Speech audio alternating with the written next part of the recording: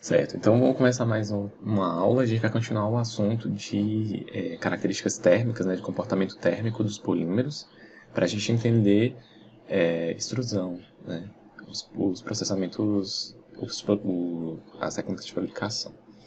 Então, certo, a gente passou por isso daqui na última aula e eu parei aqui.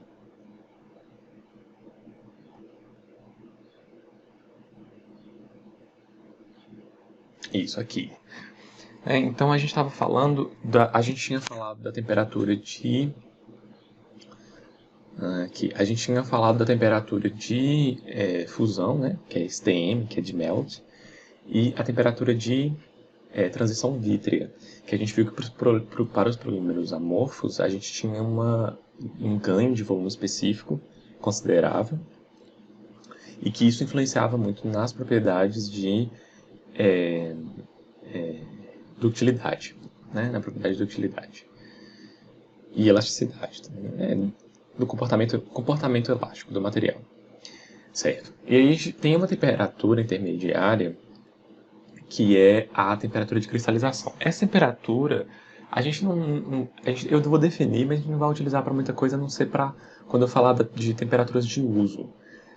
Né? Ela tem um parâmetro bem importante para esses polímeros semicristalinos. O que acontece é que, a gente viu nesse gráfico aqui, né, nesse daqui, da esquerda, que os polímeros amorfos eles têm esse grande ganho de volume específico, e para os polímeros cristalinos a gente só tem esse ganho de volume específico quando o polímero funde, né? Quando ele passa do estado sólido para o líquido. Já os polímeros cristalinos a gente tem regiões de transição. E a gente vai ver que essas regiões de transição elas variam de acordo com a direção do aquecimento ou resfriamento. E ela está muito associada à cristalização. Né? Na região nos polímeros semicristalinos, a gente tem faixas de cristalização. Né? Por exemplo, nos polímeros cristalinos, a gente tem alta cristalinidade, 80%, 90% da estrutura do polímero vai ser vai ser organizada. Nos semicristalinos, a gente vai ter outras faixas, né? Mais baixas, tipo 50%. E aí é justamente são nessas temperaturas onde a gente tem essa formação desses cristais. E que ele tem esse comportamento de esterese, né? A gente já viu algumas curvas com esse tipo de comportamento. Essa esterese, essa inflexão, ela varia de acordo com a direção do seu... que você está aumentando... a direção, né? Ou você está... Na verdade, o sentido. Ou você está aquecendo, ou você está resfriando. E aí varia justamente com aquecimento ou com resfriamento. É isso, né? Varia com o sentido de variação de temperatura. É isso, varia com o sentido de variação de temperatura. Então, essa temperatura aí é uma temperatura intermediária, né, dessa faixa de cristalização. Ok? Certo. Uma coisa importante que eu quero definir aqui é justamente o volume livre. Esse gráfico aqui, ele é muito importante justamente por conta desse volume livre. Esse comportamento elástico dos polímeros, essa transição vítrea, né, dos polímeros semicristalinos ou dos polímeros amorfos, ela é muito importante porque ele afeta o comportamento mecânico do material, certo? Termomecânico do material. E aí, existe uma teoria que explica isso, né? Por que é esse aumento desse volume de vazios nesse material, que resulta no aumento do volume específico do meu material, resulta nessa mudança de comportamento. E aí tem uma equação que mostra a dependência dessa viscosidade com esse volume de vazios, que é essa equação de Doolittle. E aí,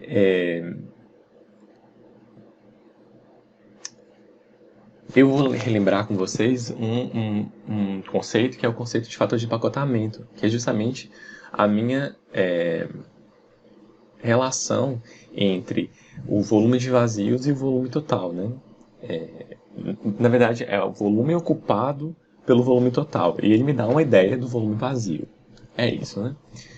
Então, a gente tem essa definição de volume livre, que é o volume de vazios aí, né, que está relacionado ao volume de vazios. Esse volume, vou colocar, por exemplo, aqui uma célula unitária, né? A gente tem uma célula unitária, por exemplo, CCC.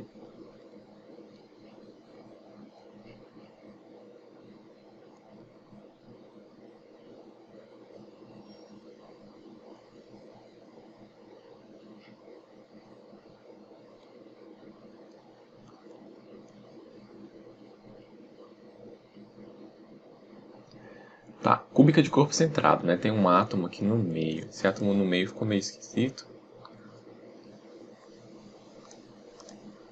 Mas tem tipo um átomo aqui no meio dessa minha rede cristalina, né? Aqui tem outro. Pronto. Esse átomo aqui é um átomo central. Certo. Nessa estrutura aqui, a gente está vendo que a gente está empilhando esferas. Né? Isso é isso que a gente aqui vai fazer analogamente para os polímeros. E aí a gente vê que a gente tem volume ocupado para essas esferas dentro desse cubo, né? Isso aqui forma um cubo. Tem um volume ocupado por essas esferas dentro desse cubo, só que eu tenho um volume que não é preenchido. Né? E o fator de pacotamento é justamente o volume ocupado pelas esferas sobre o volume total do cubo. Né? E aí esse fator de pacotamento para os polímeros ele está muito relacionado a esse comportamento mecânico.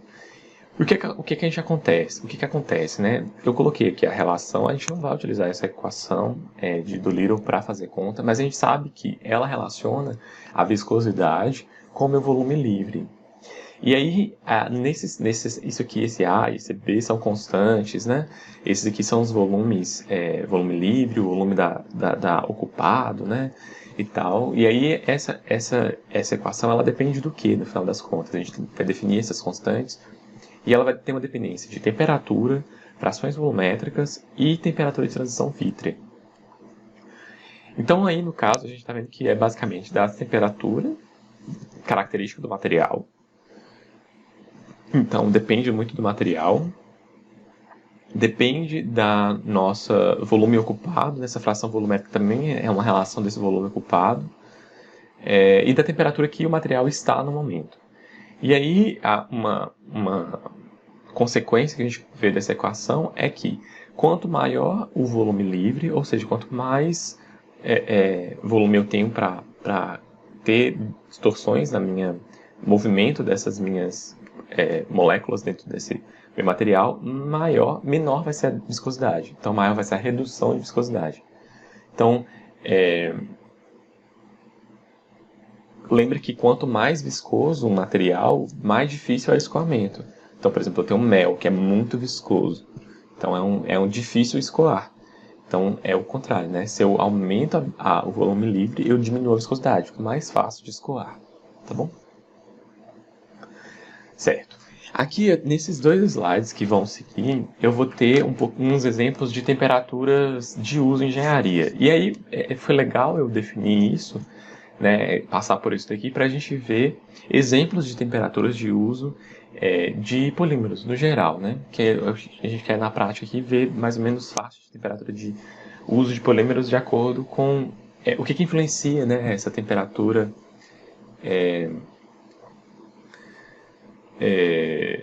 com relação à temperatura de transição vítrea, com relação à temperatura de cristalinidade, né, ou temperatura de fusão.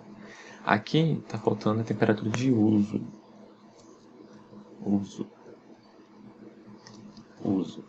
Então, pronto. Temperatura máxima de uso. Então, definindo essa temperatura de amolecimento, essa temperatura de amolecimento é justamente quando eu tenho esse grande incremento do meu volume específico, né? Quando eu tenho essa mudança desse meu comportamento, desse meu material. Então, a gente viu que para os amorfos, essa temperatura é justamente a temperatura de transição vítrea. Né? Nessa temperatura de transição vítrea, a gente tem um grande incremento aí de volume de vazio.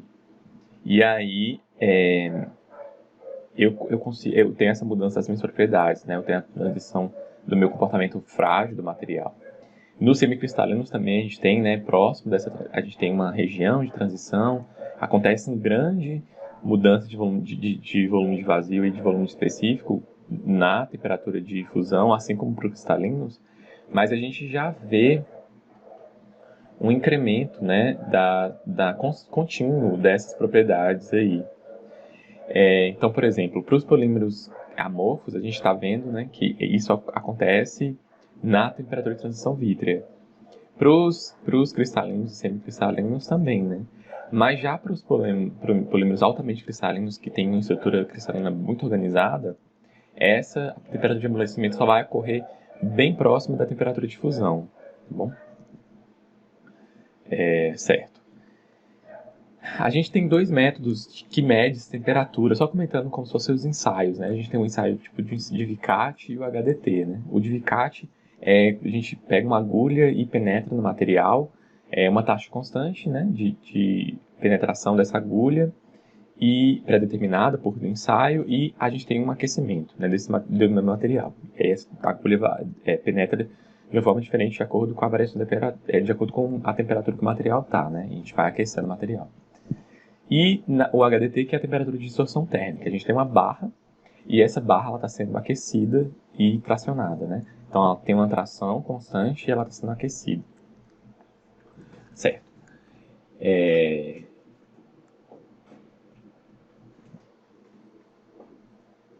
Ok, e aí com relação às temperaturas de uso, né? Cada um dos meus materiais, dos meus tipos de polímeros, vai ter tipo uma faixa de temperatura de uso. Aqui é interessante perceber que nessa aula que a gente está vendo que eu peguei muito do livro do Canaverolle, né, que é do Ciências Polímeros. E esse livro, ele a distinção entre termoplástico e termofixo, né, para ele não usa tanto. Ele usa mais a de amorfo, semicristalino e cristalino. Porque a gente vai ter a gente vai ter alguns tipos de termoplásticos que têm estrutura cristalina, né? E aí é mais fácil aqui para a gente perceber esse comportamento de acordo com a cristalinidade do que separar entre termofixo e termoplástico. Então, certo. Então, por exemplo, aqui, ó, temperaturas de uso em engenharia. Então, nesse slide aqui, a gente vai falar de quais são as temperaturas interessantes para a gente utilizar, para a gente ter as melhores características do meu material. Né? Por exemplo, a elastômeros, a gente tem uma temperatura de uso acima da temperatura de transição vítrea. A gente vai ver que a temperatura de transição vítrea, né, ela, abaixo da temperatura de transição vítrea, a gente viu que a gente tem um comportamento frágil nos nossos polímeros. Então não é muito interessante, tá bom? Então, por exemplo, para o elastômero, a gente tem que ter esse comportamento elástico do elastômero. Então a gente tem que ter uma temperatura de uso acima da temperatura de transição vítrea, ok? Então isso está escrito, elastômero aí clássico, borracha vulcanizada. Polímeros estruturais amorfo. Para o polímero amorfo, a gente também tem uma temperatura de uso acima da temperatura de transição vítrea, porque eles seriam rígidos abaixo da temperatura de transição vítrea, né? Ok. Aí tem os exemplos lá, policarbonato, poliestireno, certo. Polímeros fortes com comportamento de couraça. Eu achei bem interessante isso daí, eu procurei para mostrar na internet algum vídeo que mostrasse isso, eu não achei. Então vai ficar um pouquinho só na teoria aqui. São polímeros, esse comportamento couraço, ele dá o exemplo de policloreto de vinila, né, PVC, plastificado. Eu achei definições na internet, mas não achei vídeos que mostravam esse material.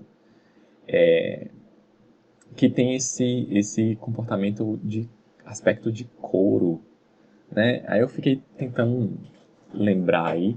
Não são materiais, por exemplo, couro, né? Eles são materiais que deformam, mas eles não têm eles não, a característica mais forte quando eu lembro de couro não é a elasticidade, por exemplo, né? Ok? E aqui a temperatura de uso é próxima da temperatura de transição vítrea. Vai ficar só na teoria, e eu não achei como mostrar isso, né? Também eu vi essa definição no livro. Polímeros altamente cristalinos e polímeros orientados.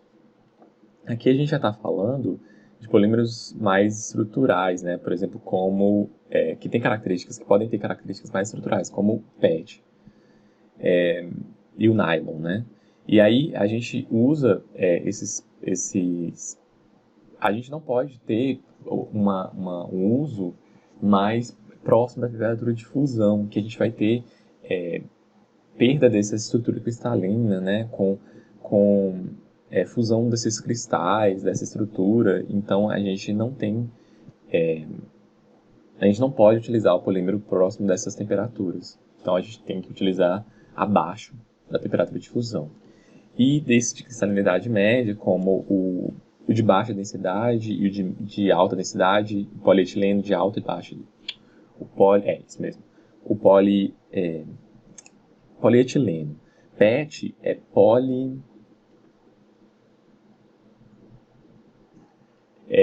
no polietileno, no PET, eu não tenho, eu tenho, ao invés de um carbono da cadeia, eu tenho um cloro, né, se não me engano. Isso, eu não lembro direito, mas eu tenho um átomo que não é hidrogênio, né, e já no polietileno eu tenho 4 hidrogênios no monômero, da ligação entre os carbonos, né, ligados aos carbonos do monômero. Aqui no polietileno de baixa densidade aqui do PET, a garrafa PET, né? No polietileno, eu tenho case P, né? De baixa densidade e alta densidade, eu tenho estrutura cristalina média, né? Aí, dependendo da alta densidade e baixa densidade. E aí eu tenho características mecânicas interessantes, mas não são tanto... ele não tem uma rigidez da cristalinidade do altamente cristalinos, como o PET e o nylon, né? E aí a temperatura fica entre a vítrea e a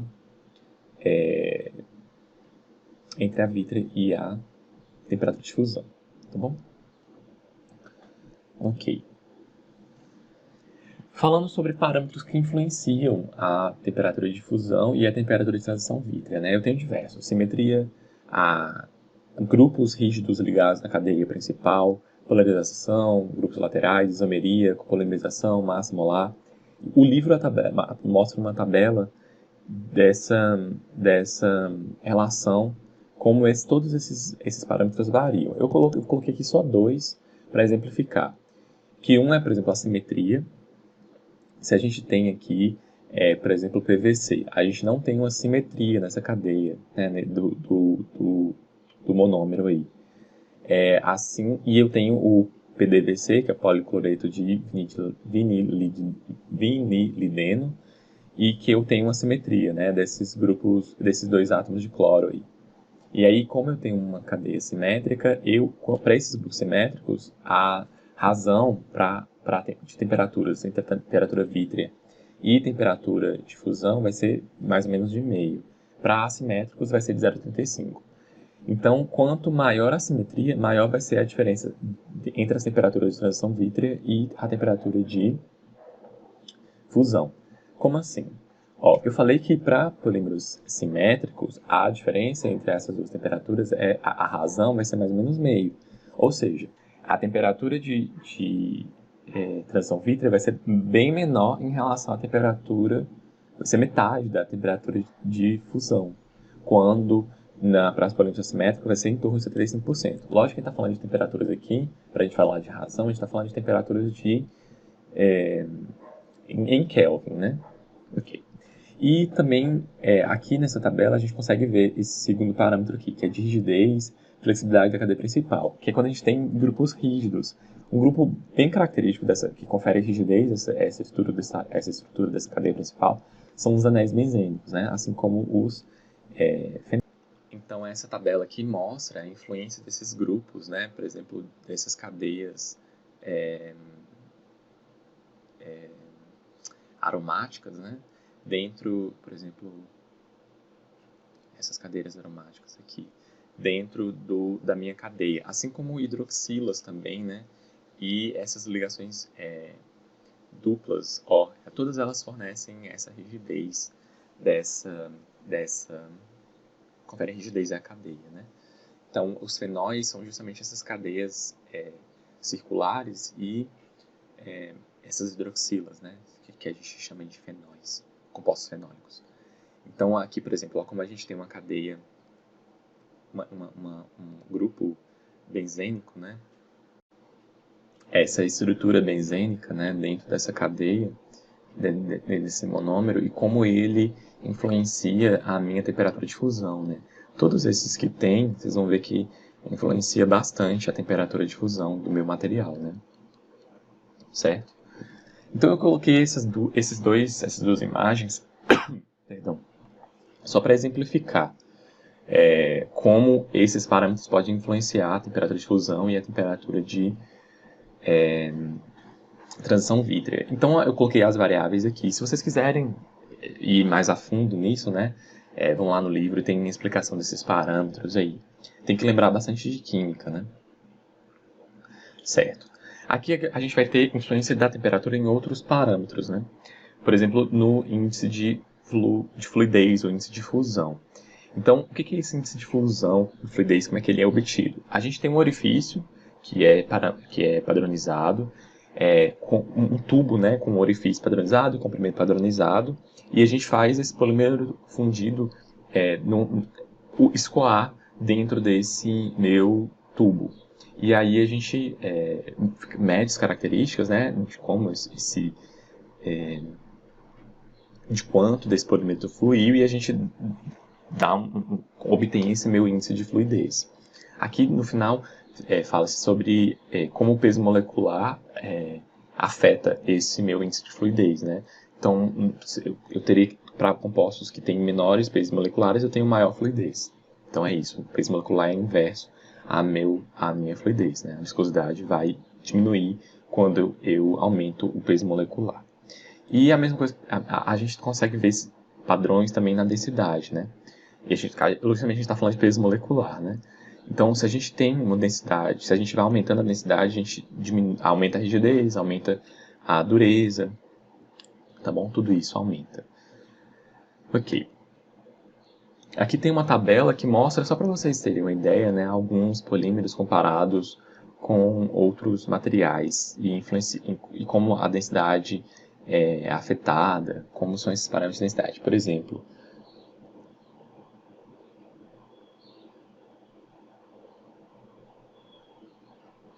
e além de ter outras propriedades térmicas, né? Na verdade, aqui eu acho que o mais interessante é a gente ver propriedades térmicas do polímeros. Como os polímeros são bastante isolantes térmicos, né? Aqui a gente compara com de metais, né? 0,40 aí, de condutividade térmica para essa unidade aqui que foi fornecida, e a gente vê que eles são a condutividade é bem menor, né? E eles conseguem armazenar bem mais calor também que os metais, né? O calor específico dele é bem maior. O calor específico é essa medida desse armazenamento, né? Colocando entre aspas. Aí no jargão a gente pode... No jargão não. A gente pode... É bem simples explicar quando o calor específico assim, né? É um material que consegue armazenar bem mais calor para realizar transformações térmicas, né? Por exemplo, se a gente está falando de transformação de, por exemplo, fusão, é um material que precisa de muito mais calor para poder fundir, certo? Então isso é o que eu tinha para falar sobre o comportamento térmico dos polímeros.